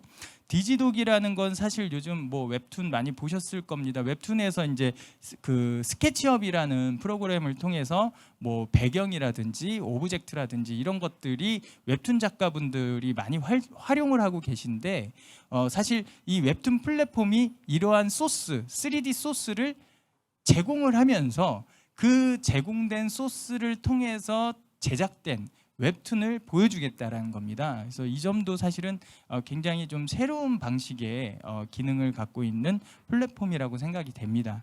그래서 사실 실험적인 시도가 굉장히 많이 있어요. 그래서 그 중에는 어떤 취약점이 있는 부분들도 있고 아직 보완이 되어야 하는 부분들도 있습니다. 이 중에 많은 플랫폼들은 조금 더 살아남아서 잘 될 수도 있을 것 같고요. 아니면은 실패해서 사라지거나 아예 사람들은 인지하지 못한 채로 기억에서 사라질 수도 있습니다. 그런데 이러한 케이스가 늘어나면 늘어날수록 시도는 계속해서 빈약해질 수밖에 없습니다. 그렇기 때문에 이 시도하는 사람들이 조금 더 그 시도에 대한 가능성을 높이고 노력할 수 있도록 좀 정부에서 지원도 필요할 것 같고, 일단 많은 사람들 그리고 또 많은 창작자 분들도 관심을 조금 기울여 줘야 조금 더 상생을 할 수 있는 그런 구조로 갈 수 있지 않을까 생각합니다. 자, 다양성 작품들을 소화할 수 있는 전문적이고 집중적인 다양성 웹툰 플랫폼도 지원 사업이 필요하다. 이거 아까 예, 맞습니다. 그래서 제가 다양성이라고 말씀을 드리는 건 바로 다양성 장르. 예, 그래서 지식 교양, SF, 추리, 미스테리, 공포, 역사, 스포츠, 전문 직종 등에 이르기까지 다양한 장르에 대해서 저는 사실 별도의 전문적인 장르 플랫폼이 생기는 것도 좋다라고 생각을 합니다. 그래서 조금 더 지식 교양에 치중된 작품들을 볼 수 있는 곳, 좀 SF에 치중된 혹은 추리와 미스터리에 치중된 작품들만 모아놓을 수 있는 곳, 이러한 좀 전문적인 중소규모 플랫폼들이 좀 다양하게 나와서 또 이런 부분에 대해서 관심을 갖고 있는 많은 분들이 또 찾기 어렵지 않게 적극적으로 접근할 수 있도록 해준다면 좋지 않을까 생각을 하고요. 사실 저런 부분에서 좀 아쉬웠던 부분이 그거예요. 제가 알고 있는 어떤 출판사에서 최근에 지식교양 시리즈, 지식교양 만화 시리즈를 기획을 해서 책으로 내더라고요. 그래서 이제 그 웹툰으로, 인터넷상에서 웹툰으로 이 지식교양에 대한 어떤 전문적인 내용들을 담고 있는 웹툰들을 찾아서 그걸 만화책으로 출간을 하는 겁니다. 저는 이게 정말 좋은 접근이고 정말 좋은 기획이라고 생각을 했어요. 그런데 세 번째 권이 나오고 나서 네 번째, 다섯 번째 권부터는 유럽의 지식교양 만화들이 번역돼서 출간이 되더라고요. 그래서 아니 이게 원래 좀 한국에 있는 좋은 지식교양 웹툰들을 좀 발굴해서 보여주시면 좋을 텐데 왜 번역된 작품을 이렇게 냈을까요?라고 물어봤을 때 찾기가 쉽지가 않더라는 거예요. 예, 그래서 시리즈를 이어가기 위해서는, 그리고 어떤 이 한국의 지식교양 웹툰을 전문적으로 그리는 분이 그것을 기획하고 작품을 준비하는 기간 동안 호흡을 끊지 않기 위해서는 해외 작품을 수입해서 보여줄 수밖에 없더라라는 말씀을 주시는 거예요. 그래서 그게 되게 안타까웠거든요. 그러니까 이걸 역으로 말하면 사실 그런 걸 하고 싶어도 작품이 부족해서라고 말씀을 드릴 수도 있겠지만, 저는 다른 쪽으로 접근을 한다면 만약에 우리가 이런 것들을 보여줄 수 있는 어떤 활동의 터가 기존에 조금 더 적극적으로 마련되어 있었다면 과연 우리가 이 기획됐었던 좋은 작품들을 찾기가 이렇게 어려울 리가 있을까? 예, 그런 생각이 드는 거예요. 그렇기 때문에 아예 정말 이제는 씨가 마르기 전에 조금 더 이런 어떤 활동들을 할 수 있는 터전을 저희가 계속해서 미리미리 준비를 해야 될 필요가 있다라고 생각이 됩니다. 그리고 다양성 서비스 웹툰 플랫폼 필요하다고 말씀드렸는데 독립형 오픈 플랫폼 그리고 블록형 웹툰 플랫폼. 블록형 웹툰 플랫폼이라는 건 어떤 개념이냐면 이 레고라든지 이런 것처럼 블록들 사람들이 창작자는 물론이고 그리고 이 작품들을 보고자 하는 어떤 이 독자들도 본인들이 원하는 플랫폼의 형태로 블록처럼 재조합시킬 수 있는 그런 형태의 플랫폼을 말하는 겁니다. 예, 그래서 이런 블록형 웹툰 플랫폼도 필요하고 그다음에 이제 다양한 투자가 일어날 수 있는 펀딩형 웹툰 플랫폼 그리고 또 많은 사람들이 독자와 창작자가 직접적으로 서로 긴밀하게 소통하면서 뭔가를 만들어낼 수 있는 그런 커뮤니티형 웹툰 플랫폼 등의 다양한 시도들이 필요하다라고 생각을 하고 있고요. 다양성 작품의 리뷰와 비평, 큐레이션을 위한 정보성 전문 플랫폼이라고 얘기를 해놨는데 전 이 부분이 굉장히 중요하다고 생각이 됩니다. 일단 다양성 작품들을 그려내는 것 중요해요. 이건 이제 창작자 분들이 같이 노력을 해주셔야 될 것 같고 그 다음에 이런 다양성 작품들을 담아낼 수 있는 식탁이 되는 다양성 웹툰 플랫폼 이거는 이제 중소기업가들이 조금 더 노력을 해야 될 부분이겠죠. 근데 중요한 건 다양성 장르의 작품이 있고 다양성 장르의 플랫폼이 있어도 사람들이 제대로 인지하지 못하거나 알지 못하면 세상에 존재는 하는데 존재하지 않는 대상일 뿐이에요. 그렇기 때문에 이런 것들을 작품을 알리고 또 이런 작품들이 있는 공간을 알리기 위해서는 저는 지속적인 리뷰와 큐레이션이 굉장히 중요하다고 생각을 합니다. 그래서 사실 음악이나 영화나 음식이나 이런 것들을 보면 관련된 영화, 음식 이런 어떤 음악들에 대한 어떤 리뷰라든지 큐레이션이 되는 어떤 다양한 형태의 이 콘텐츠들이 같이 존재해요. 그래서 이런 것들을 잘 모르던 사람들도 해당 리뷰나 큐레이션을 보고 나 관심이 생겼어. 한번 찾아가 볼래. 이렇게 되는 겁니다. 근데 아쉽게도 이런 어떤 만화에 대해서는 웹툰에 대해서는 아직은 리뷰와 큐레이션이 너무나 지금 부족합니다. 그래서 이런 것들이 조금 더 전문적으로 다양하게 사실 일반인 분들이 리뷰를 해주셔도 사실은 되게 좋아요. 꼭 전문가 분들만 해야 된다라는 건 아니니까요. 근데 어쨌든 이런 좀 리뷰와 비평 큐레이션을 위한 정보성 전문 플랫폼도 어쩌면 필요할 수 있겠다라는 생각이 들고요. 이러한 것들이 또 좀 이러한 것들을 통해서 다양한 장르의 작품과 플랫폼이 소개되어야 하겠다라는 생각이 듭니다. 그래서 마지막 그림을 보시면 이러한 것들이 이제 하나만 부각되거나 하나만 존재해서는 안 된다라고 생각이 되고요. 다양성 장르 플랫폼과 다양성 서비스 플랫폼 그리고 다양성 정보 큐레이션 플랫폼이 서로 연동이 되어야 할 필요가 있고요. 일단 다양성 정보 큐레이션 플랫폼에서 관련된 정보들을 접한 후에 여기에서 장르 플랫폼이나 서비스 플랫폼으로 통로를 통해서 연속성 있게 이어질 수 있는 그런 선순환 구조를 만들면 조금 더 좋은 환경과 생태계가 구축될 수 있지 않을까 생각이 듭니다. 그래서 오늘 지금 이 화면을 보고 계신 분들께 그리고 청중분들께 마지막으로 좀 드리고 싶은 말씀은 다양성 작품들은 굉장히 중요하고 필요합니다. 예. 세상에는 이 어떤 좋은 수익을 내는 작품들만 필요한 게 아니라 굉장히 중요한 의미와 가치를 지닌 그러한 내용을 담은 작품들도 필요합니다. 예, 그렇기 때문에 이러한 좀 의미와 가치를 지닌 작품들 많이 발굴될 수 있도록 그리고 이러한 작품들을 보여줄 수 있는 창구, 차려줄 수 있는 식탁이 필요하다는 점들을 여러분들도 좀 인지해 주시고 또 많이 목소리를 내주시면 도움이 될 것 같습니다. 예, 이상으로 다양성 플랫폼에 대한 저의 발표를 마치도록 하겠습니다. 감사합니다. 네, 서봉관 선생님께서 그 웹툰 플랫폼 다양한 웹툰들의 유통 라인 그리고 실험적인 시도 그리고 이제 앞으로의 더 어떻게 활성화할 것인가에 대한 실험적인 제안 이런 것들을 많이 얘기해 주셨는데요.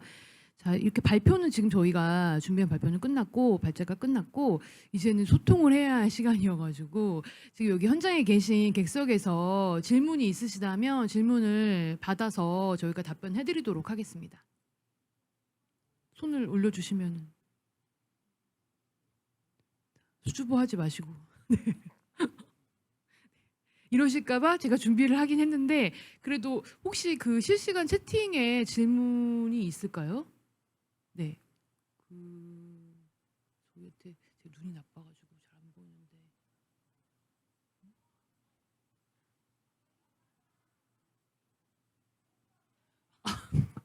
네, 없다고 프롬프터에 써 있어가지고 수줍어하시는 분들이 많다 하시더라고요. 그래서 이러실까봐 사회자인 제가 준비를 개별 질문은 3분에게 다 준비를 했거든요.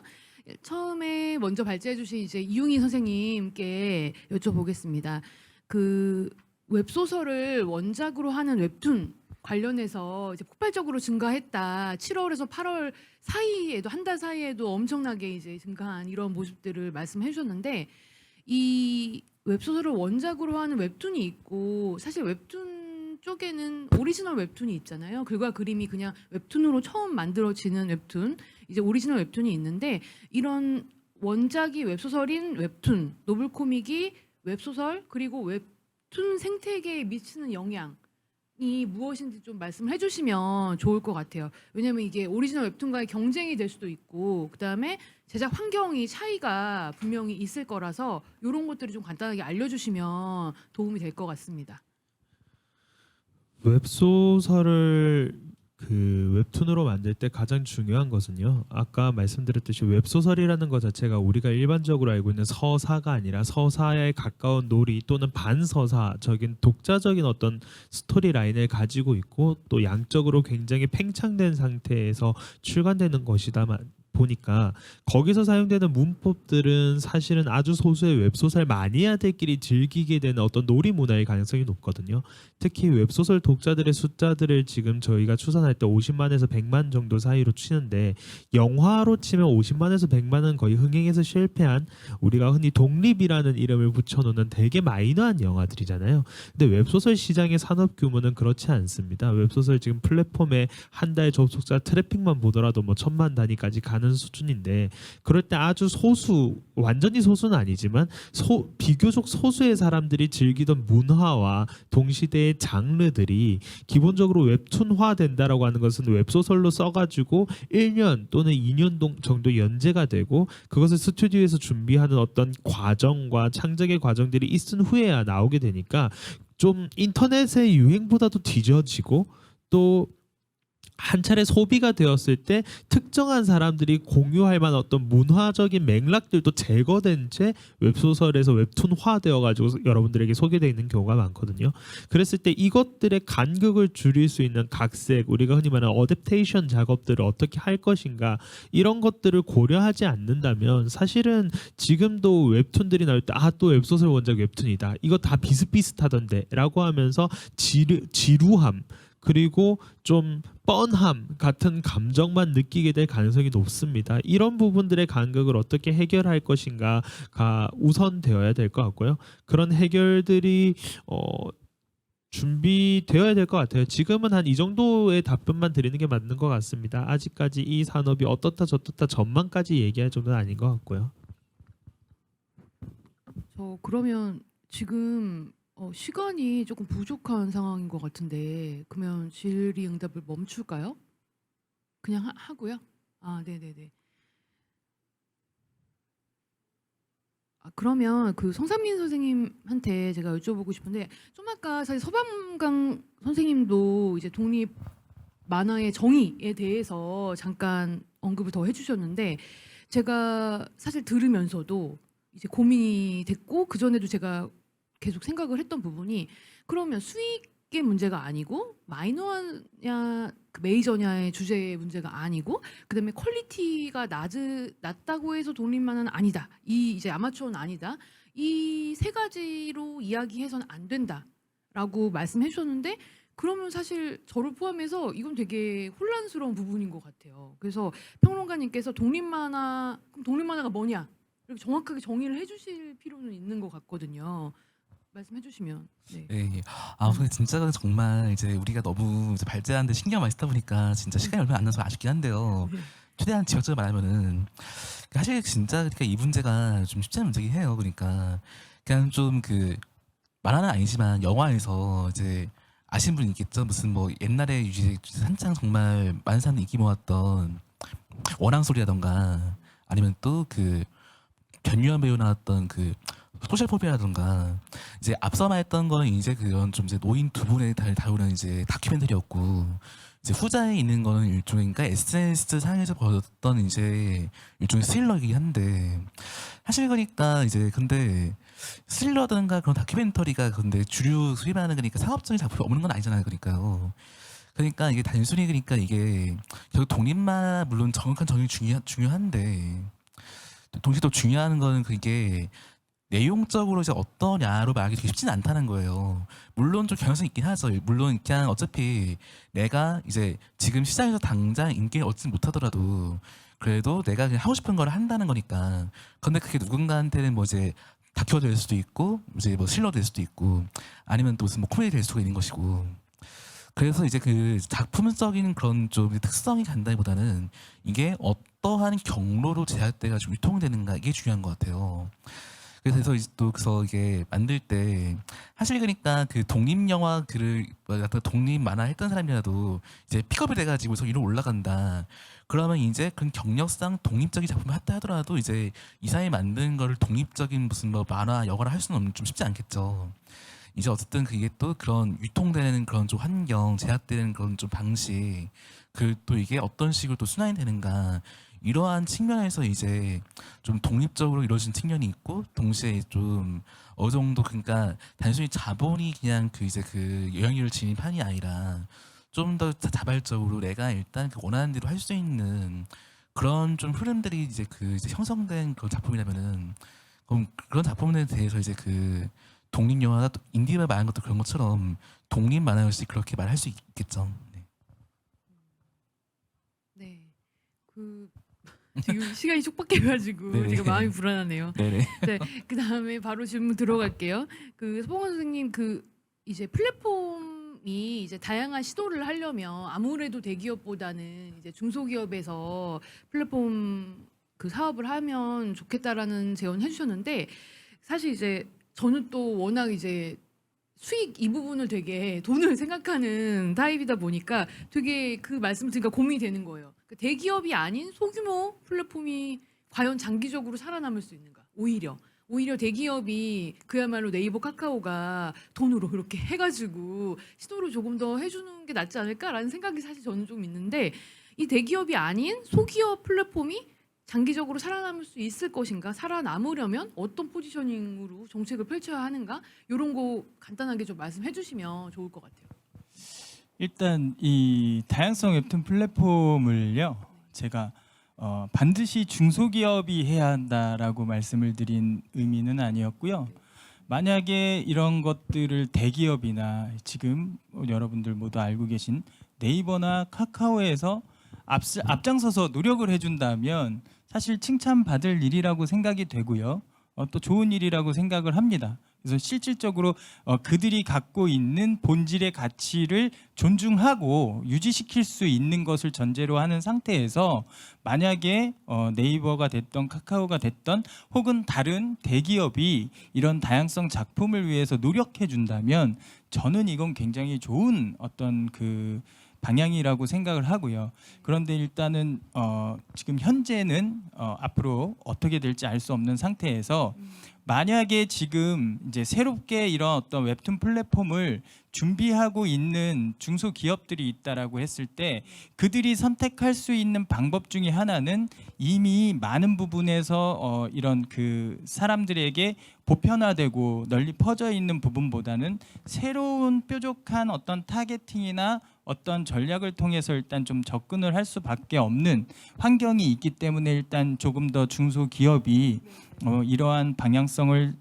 선택할 수밖에 없다라고 보는 점이 있고요. 두 번째로는 실질적으로 이런 어떤 많은 웹툰 중소업체들 중에는 과거로부터 계속 만화 때부터 지금 웹툰에 이르기까지 본인 꿈을 위해서 그리고 만화를 너무 좋아해서 웹툰을 너무 좋아해서 정말 그 위험성을 무릅쓰고 좀 뛰어들고 있는 그런 중소업체 분들이 많이 계세요. 그렇기 때문에 실질적으로 그분들은 그 가치를 이해하고 인정하고 있는 분들이 많이 계시기 때문에 저는 이런 것들은 그런 어떤 마음을 품고 있는 그런 정신을 이해하고 가지고 있는 분들이 조금 더 펼칠 수 있게 해줘야 조금 더 좋은 그런 어떤 다양성 플랫폼들이 만들어질 수 있지 않을까 생각을 하는 거고, 그런데 아무래도 이런 분들이 조금 여건이 충분치 않은 부분들도 있고 또 짊어지고 가야 되는 리스크들도 있다 보니까 이런 것들이 단지 중소기업 혼자만의 노력만으로 될 것은 아니고 반드시 지원이 필요하고 또 이런 부분들에 대해서 노력도 이 창작자분들이나 일반 독자분들도 조금 독려해 주시고 격려해 주시고 같이 함께 참여한다는 그런 어떤 느낌으로 해주신다면 좋지 않을까라는 그런 의미로 말씀을 드렸습니다. 네네, 창작자 정신을 유지하자 요런 느낌인 것 같습니다. 네, 저 웹소설과 웹툰이 이제 폭발적으로 성장하는 과정에서 적절한 타이밍에 이야기를 저희가 나눴던 것 같아요. 이 발제를 계기로 더 건강한 웹문학 생태계가 만들어지길 바랍니다. 오늘 이제 나와주셔서 이야기해주신 분들 너무 감사하고요. 좋은 자리 마련해주신 도서전 관계자분들께 감사드리겠습니다. 자, 긴 시간 함께해 주셔서 감사합니다. 고생하셨습니다. 네. 이제 시간이 얼마 남.